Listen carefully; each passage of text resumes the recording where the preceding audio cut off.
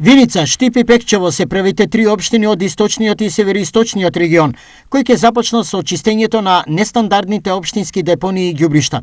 Овие три општини биле најбрзи во изготвувањето на документацијата, која е предуслов за да се отпочне процесот на чистење.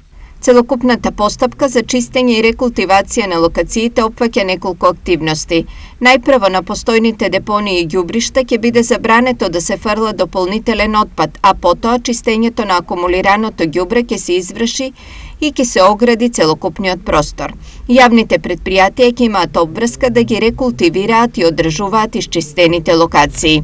Информираат од Министерството за животна средина и просторно планирање. Во источниот регион се регистрирани 12 нестандардни општински депонии и 72 диви ѓубришта, но за нивно целосно отстранување се чека и останатите општини од регионот да завршат со изработка на планско-урбанистичката документација. Наспроти реализацијата во источниот плански регион, ќе се почека на чистењето и рекултивацијата на ѓубриштата и депониите во североисточниот плански регион. Бидејќи избраната компанија се откажала и во тек е избор на друга компанија која ќе го врши чистењето. Чистењето и рекултивацијата на загадените локации во источниот и североисточниот плански регион се одвива преку обезбедените средства од околу 10 милиони евра и со нив треба да се затворат нестандардните депонии во 18 општини од двата региона, но и да се исчисти отпадот расфрлан во 30 ѓубришта.